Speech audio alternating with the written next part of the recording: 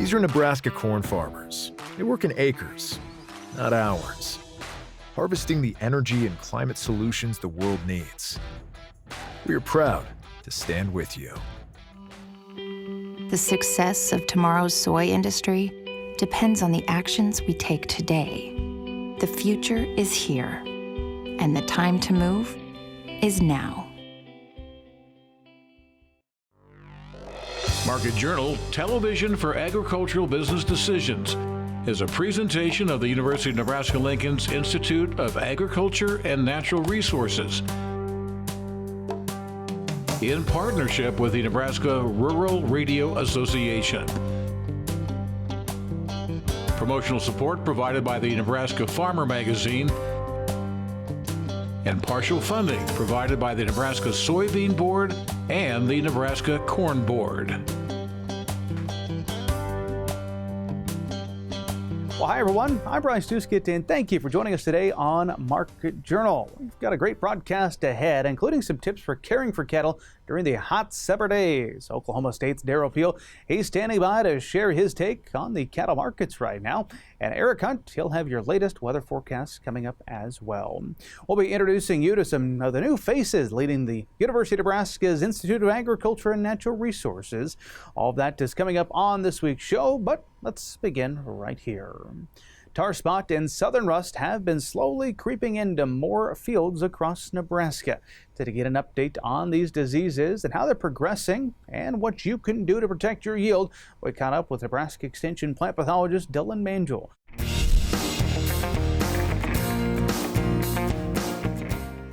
Southern rust is just another one of those rusts that cause plant disease.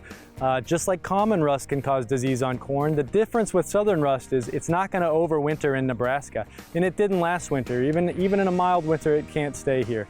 So it's got to start off in the south every year and work its way back up here. The big worry with southern rust is just how quickly it can get out of hand if it does show up on corn. So there's a lot of attention that goes into monitoring where that is and when it's showing up in Oklahoma and when it's hitting Kansas and when it's starting to show up in Nebraska, so we can help growers accurately time fungicide applications. So we really want to make sure the fungicide gets on there when it does, because those products don't last forever. You've got to time it appropriately if you want it to protect, and it can be hard when you're working on maybe a 2 or 3 or so week period of fungicide efficacy. Well, it's really hard to think about thresholds with plant pathology. Unlike entomology, unlike insects, where there's better thresholds that can be developed, with plant pathogens, they're really dependent on the weather. So if it's hot and dry, even a moderate level of disease is not going to increase. But if you get conditions that are cool and wet, or warm and wet, or different for different pathogens, you're going to see those diseases increase rapidly. So it's highly dependent on weather. So it's really hard to manage that threshold. But what we do say is watch that weather, be aware of those conditions. Really think about conditions. If the conditions are good for the plants, they're often good for the pathogens. So when we get these cycles of rain over and over and over again this summer, it seems like we get another inch every week. That's perfect for pushing those pathogens along. And the heat that comes along with that is either going to advantage or disadvantage.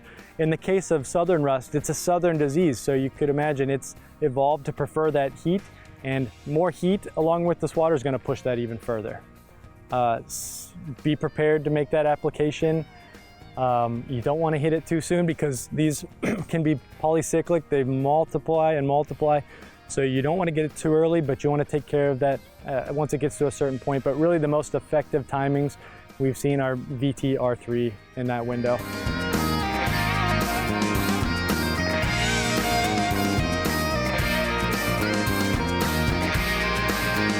Tarspot's different. Tarspot overwinters here, it stays here, and the big difference that makes is when you've got disease in a field and then it stays in the field, you've got a base level. You're not completely dependent on it blowing in from somewhere else, which Tarspot also does. It can blow from field to field and it can blow around.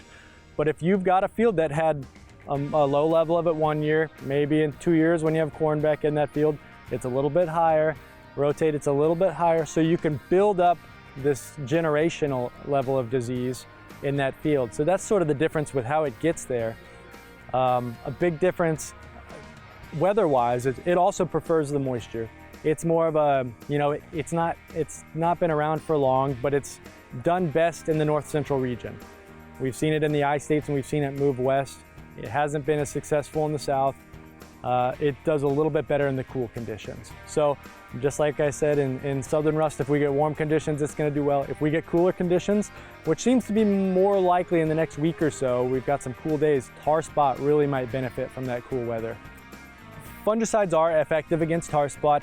They tend to be, we tend to look at Tarspot leaves on corn and always assume it's much worse than it actually is. So low levels, they're not necessarily, levels we might see as, under 5% or so, it's gonna look worse than that, but it's not necessarily gonna be economical to go out and treat one of those situations.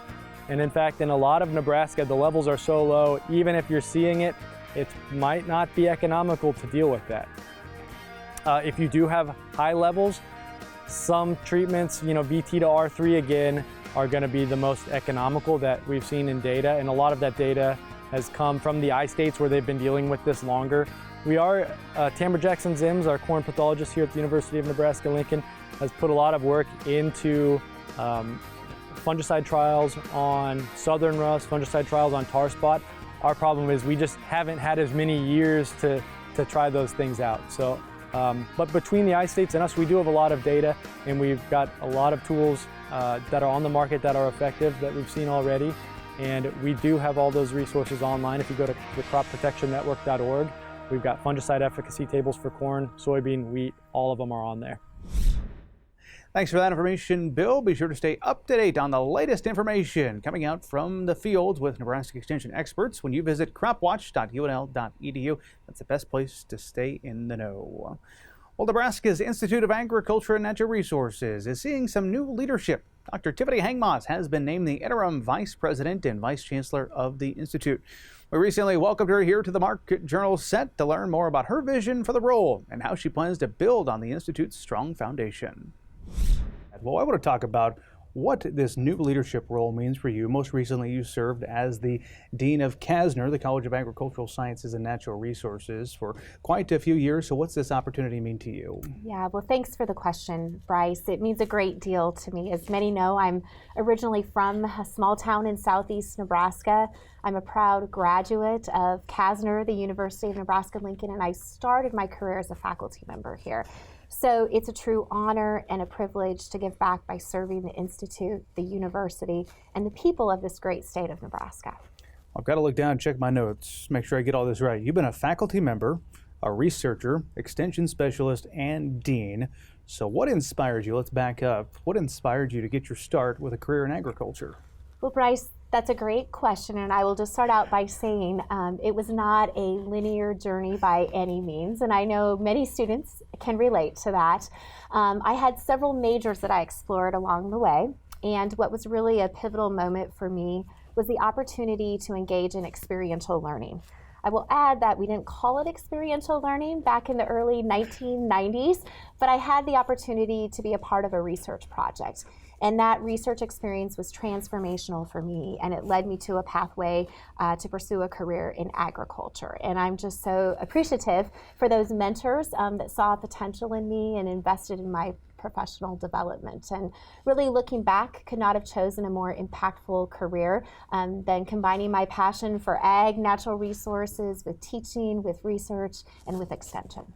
Well, the Institute is quite large. We spend a lot of time here on Market Journal unpacking all the different facets of it. For you, as the interim vice chancellor, what kind of priorities do you have?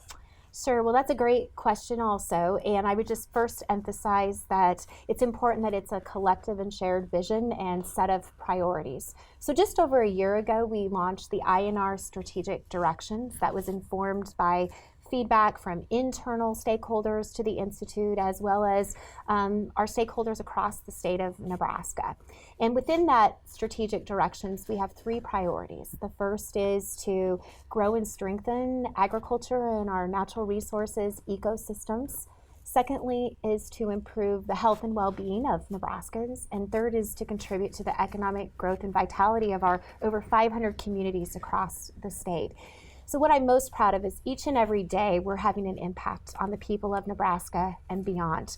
Whether that's advancing digital and precision agriculture, a focus on preserving our natural resources for future generations, fueling the bioeconomy, thinking a lot about linking food systems to positive health outcomes, to again driving growth and prosperity for Nebraskans across the state. And then most importantly, I'm going to add, as being the past dean of Kasner, preparing the next generation of change makers too, which is incredibly important to our future. Of course, you lead the Institute, but there's a great team working alongside you. A lot of different folks involved within IANR, and some positive news about those people, the people working within IANR. The Institute was named as part of an international rating, a positive aspect. What can you share with us on that front? Yeah, well, I'm really happy to share, Bryce, that we got some great news. There is a ranking that comes out that includes over 450 global institutions, and it ranks them on a variety of different attributes. And I'm happy to report that the Institute, the University of Nebraska-Lincoln, is in that top 10%. So we made the top 50 out of just under 500 institutions. And so again, that gives credit to the very talented faculty, staff, students that we have across the Institute, which again are making everyone's lives better across the state of Nebraska. And it really demonstrates our commitment to our land grant mission. And one of the things that I take great pride in being a part of the Institute is what we do with the integration across our research and discovery, our extension and our engagement, and our teaching and learning. It's always good to catch up with Tiffany. We're excited to see what she has in store for this storied institute. Up next, we head over and focus on the markets, the cattle markets in particular this week. Joining the broadcast is Oklahoma State livestock analyst Derrell as we break down both the cattle on feed and July cattle inventory report, which were both released about a week ago.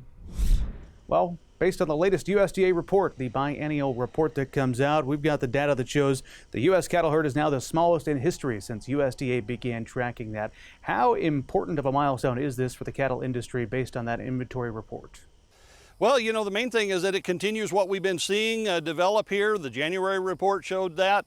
You know, we were still at a low, cyclical low. This July report, of course, the July report only goes back to about 1973, and it is the smallest inventory of both beef cows and beef replacement heifers. So, you know, if you look at it, it certainly says that nothing has really changed here. We apparently are not in the process of rebuilding, at least not very much at this point. So we're going to continue to see the conditions that we've been following develop even further as we go on. Let's talk about the cattle on feed report. It also came out at the same time, essentially, as the cattle inventory report. Did anything jump out to you? I know a lot of eyes were on the inventory report, but based on that cattle on feed, what did that tell you, Derrell? Well, a couple things. You know, the monthly cattle on feed placements were down about 8%. That was more than expected, so a little bit of a surprise there.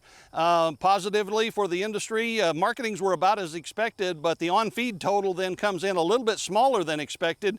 It was down about 1.6%. So, you know, for the last 8 consecutive months, this makes the 8th consecutive month that we've seen the cattle inventory decline. So, you know, we've been sort of looking for this, at least I have, for up to a couple of years, and it's finally with us now, where I think the reality of tight feeder cattle supplies out in the country is showing up with these reduced feedlot supplies. All right, Derrell, let's spend a couple of minutes here talking about heifer retention. That's where a lot of people are asking questions right now. I've got 2 questions on that topic for you. One, what's the data tell you about possible herd rebuilding? And part 2 of that question is, what's the boots on the ground report? What do you hear from cattle producers when you bring up herd rebuilding? Yeah, so, you know, the first one, you know, again, in these 2 reports, for the cattle on feed report, we were looking at the July quarterly breakdown of steers and heifers in the feedlots. It dropped some in April, the last quarterly report, so we were looking to see if it would drop further. It actually ticked back slightly higher. So the cattle on feed side of it says that about 38% of all the feedlot inventories are still heifers. The cattle inventory report gives us a direct estimate of those beef replacement heifers, and that number was, as we said earlier, the smallest in the history of that report. If you look at the heifers as a percentage of the beef cow herd, it's at the lowest level also in that report. So all of these taken together would again say, from a data standpoint, we can't confirm any heifer retention at this point. Now, if you talk to producers out in the country, you know, there's a lot of interest in it. I think a lot of people are asking questions, But I think, it appears that it's still pretty cautious. And I think when you put it all together, the data as well as what I hear out in the country, I would say that we're moving very slow. If there's any heifer retention, it's at a fairly minimal level and moving very cautiously at this point. Derrell, back on cattle on feed, interested in the placement numbers and the state-by-state breakdown, particularly in Texas, perhaps parts of Oklahoma as well, and the impact of the Mexican border being shut down. Are you seeing a pretty dramatic impact on the cattle on feed numbers, particularly, I guess, in the state of Texas because of the border shutdown? Well, that's certainly one of the factors. I mean, we know feeder cattle supplies are tight, and obviously the fact that the border's closed means that we're not getting those Mexican cattle. It's obviously the biggest impact on those feedlots in that region that rely on those supplies. They're really scrambling to find alternative sources of cattle, but it is having some impact nationally as well. It contributes to that tight supply. Out of the mid-year cattle inventory report, we estimate the feeder supply that's not already in the feedlots, and that number was also the lowest that we can calculate for that report. So all of the numbers across the board with this, especially with this border issue added in, confirm that we have extremely tight cattle supplies at this point. Well, at this point, feedlots have all the leverage compared to the packers. We've got cheap feed out there, and especially on the cash side, as we see that develop, usually toward the later part of the week. It's the feedlots that have the cards in their hands that they can play. How long do you anticipate this could last? I suppose that's the million-dollar question. Well, it really is a million-dollar question, but if you take the big picture that we've talked about, and the fact that, when we do start retaining heifers to rebuild the herd, that means that we're going to pull those heifers out of that feedlot supply. So a couple of things are going to happen. We're going to tighten up supplies and beef production even more. Beef production is falling. It started falling more sharply in the second quarter of the year. It's going to continue to fall even more so when we start some heifer retention. Feedlots do have the upper hand right now, although they're going to be challenged a lot with supplies of cattle going forward. Feed cost is a real advantage for them right now, but as time goes on, the supply of feeder cattle available, and obviously the cost of those feeder cattle is going to be a challenge for feedlots. So they're going to have plenty of issues, but they do hold the cards relative to the packers right now. As part of this historic run on the cattle market, Derrell, people like me on this side of the desk continue to ask, how's demand? How long will the consumer be willing to pay the price for beef right now? And while we have indications out there, it doesn't seem like the consumer, while there may be some other signs that consumer sentiment is weakening, when it comes to their purchase of beef, we're not seeing a weakening of demand. Does that continue to surprise you, or is it just me, Derrell? Well, yeah, I think it's maybe a little bit of a surprise, although, we've been monitoring demand really ever since the pandemic, and we've not seen any signs of weakness through that entire process. Beef demand has been remarkably robust. We know there's lots of alternative proteins out there that consumers could turn to, but we're not seeing it. So obviously the preferences are very strong for beef, and there's nothing that would indicate that's going to change. As long as we don't have any major macroeconomic issues that would affect consumers from the standpoint of their ability, if you will, to continue to purchase, then I don't see any demand problems there as we go forward. It looks like, and as beef production continues to tighten up, that's going to limit the supply. So, some people won't be eating as much beef because there's not going to be as much beef, but that probably means that prices are going to go even higher as we ration a tighter supply going forward.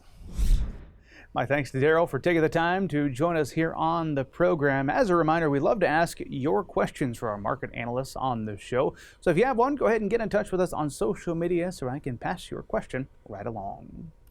Growing and harvesting potatoes on a commercial scale takes good timing, well-drained soil, and the right equipment to avoid bruising, helping those spuds go from field to plate in top shape. While most potato production in Nebraska happens out west in the Panhandle, one operation near O'Neill has been growing spuds successfully since 1997. You can dig into the details of Nebraska potato production in the August issue of the Nebraska Farmer. It's now time to get a check of weather with Nebraska Extension's Eric Hunt. Eric, the summer furnace was certainly cranked up early this past week, but we did see some cooler air greet us midweek. What's on tap over the next 7 days? Well, thanks, Bryce. Definitely going to turn the furnace back on a little bit here later toward the end of the week. First, I want to talk about this crop production and soil health clinic that will be going on at NREC on Thursday, August 28th from 8 to 4:30. Registration details, the QR code below, or you can go to cropwatch.unl.edu for further details. Speaking of weather, beginning of the week, we'll have a ridge here over the southwestern United States. We'll have a couple of different short waves rounding that ridge coming into the central and northern plains. So I do anticipate there being a pretty good chance for showers and thunderstorms to start the week. Probably later Saturday night in western Nebraska, spreading toward the east and the central and eastern section of the state during the day on Sunday. Water Prediction Center does show a pretty good chance of at least a quarter-inch of rain for most state, far western panhandle being kind of the exception. And as this ridge starts building toward the north, as we get into the week, I do anticipate there being at least one and probably two more rounds of short waves coming around this.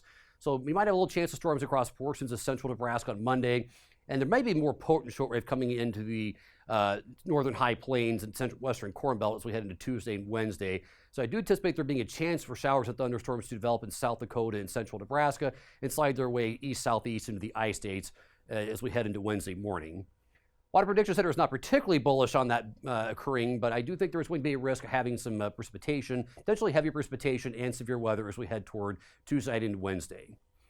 But by Thursday and Friday, that ridge should be building back up toward the north, and that will bring the heat back into the state. Now, I don't think we're looking at anything close to record heat, but temperatures probably will getting back into the 90s for actual air temperatures here across most of western Nebraska. Mid-80s to low 90s elsewhere in the state. But we're also going to be bringing back a lot of humidity, so the dew points will be getting back well into the 70s for most of the central and eastern section of the state. So again, we've had things are pretty wet right now. Crops generally are not being deterred by water stress, so I think the evapotranspiration rates will be remaining relatively high. So dew points may get closer to 80 here at times, especially across portions of extreme eastern Nebraska. So that may bring the heat index values up closer to 100, 105 late Thursday and Friday afternoons. CPC does show above average being favored for pretty much the entire country for the period of through August 13th. I do think there's going to be a chance of getting a trough coming back into north central United States later this next weekend. At the surface, that would drive a cold front and probably bring us some cooler temperatures early the week after next, should that come to fruition. And if that does, we should also get a decent chance of precipitation across the state and across the broader region. As it is, though, CPC does favor drier to our south and west and wetter to our north and east during the period. Looking a little bit deeper out there, the European model does show warm favored for the week ending August 20th. For the 7-day period, we are maybe going to be having some more ridging prominent here across the north central portion of the continent. That would keep us relatively warm, but also keep us relatively dry if that comes to fruition. Now, a lot of years this will be a problem, but just given the fact we've had a lot of precipitation across the north central United States, including pretty much the entire Corn Belt with just a couple of exceptions so far this summer. Matter of fact, we've had over 20 inches of rain here near Albion so far this summer. Widespread portions of Iowa also have had significant precipitation so far this summer. This is being reflected in health of the crops. So this quick dry is really kind of a measure of short-term vegetation stress. And these are the ratings, good to excellent on corn and soybeans. So again, very, very good ratings for pretty much the entire north central region of the country right now on corn and soybean. Soil moisture generally pretty good. The exception being kind of here across portions of western Nebraska. We've been kind of sneaky dry of late. And this is the temperature and precipitation round for the week ending July 26, 2025. Back to you, Bryce. Thanks for that update, Eric. While we hope the worst of the summer heat is behind us, August can certainly still bring plenty of hot days. Making sure cattle stay comfortable and cool during these stretches of extreme heat is important as ever. Earlier this week, Extension Educator Casey McCarthy stopped by our set to share some practical tips on managing cattle in hot weather. As we head into the month of August, livestock producers will be dealing with some hot temperatures before fall rolls around. With that in mind, it's a good idea to have a plan in place to keep your cattle cool and comfortable, while also maintaining grazing land for future use. Yeah, so Nebraska is the beef state, so we lead the nation in commercial cattle slaughter and beef exports. And with 22 million acres in pasture and rangeland, Nebraska natural resources are ideal for cow-calf production. And with counties such as Cherry, Custer, and Holt, we top the nation in beef cow numbers. So summer management is really critical for animal performance, pasture quality, and improving pasture conditions, as well as just managing heat stress during the breeding season, and also just thinking about overall performance moving into winter. So heat stress can lower feed intake and reproductive performance, especially in our cows and our bulls. And so ways that we might be able to reduce that would be providing clean water, looking at maybe providing shade if possible, and then avoiding handling cattle during the hottest parts of the day. And then we can also manage our grazing schedules to adjust and maybe help minimize some of those stressors. As the summer months drag on, the heat can have a negative impact on several types of vegetation, and with cattle continually grazing around pastures, one suggestion to help improve pasture quality is to adjust stocking rates or perhaps even adopt more rotational grazing. So adjusting stocking rates would be one way that we can help improve pasture quality and our pasture conditions. So getting out there, monitoring, maybe implementing strategies like rotational grazing, that really helps prevent overgrazing, helps with plant regrowth in our pasture quality, and so really helps set those pastures up for next grazing season as well. If you're thinking about supplementation when thinking about your herd's nutritional and reproductive health, the benefits of mineral feed can't be overstated. Mineral is really key for immune function and reproduction. And so when we think about the summertime, right, making sure that we are providing a mineral can really help with that immune function, reproductive efficiency and fertility, especially in our bulls and our cows during the breeding season, and then it helps with overall immune function as well. We may actually be able to use some feed-through products with our mineral to help reduce flies. There's also ear tags, back rubs, and sprays that all help reduce the fly population and some of those irritants to help improve cattle comfort and also reduce disease. For producers looking to learn more about cattle production and grazing recommendations, the 2025 Goodmanson Sandhills Laboratory Open House will be taking place later this month and will feature some great material on caring for your cattle. Yeah, so GSL Open House has a long-standing tradition of really being able to highlight impactful industry research and that's really producer-based up in the Sandhills. It's a great resource, a day fun-filled with lots of information for producers to learn about what's going on up there and also about the cattle markets and a lot of the different research that's happening across the state. As the summer continues to swelter on, Nebraska Extension has multiple resources and educational opportunities to help you and your herd have the best summer possible. Reporting for Market Journal, I'm Bill Dodd. Thanks again to Casey for sharing her time and expertise with Market Journal this week. Well, that is about all the time we have for this week's show. If you did miss one of our stories, we encourage you to follow Market Journal on YouTube and on social media to stay connected. If you're looking for more ways to watch the show anytime, you can catch us on the smart TV app called Acres TV. We look forward to seeing you right back here next time. But until then, I'm Bryce Duskett, wishing you a safe and productive week. Join Market Journal online at marketjournal.unl.edu. You can also follow us on Twitter, Instagram, and Facebook. Promotional support is provided by the Nebraska Farmer Magazine. Market Journal is produced by the University of Nebraska-Lincoln's Institute of Agriculture and Natural Resources.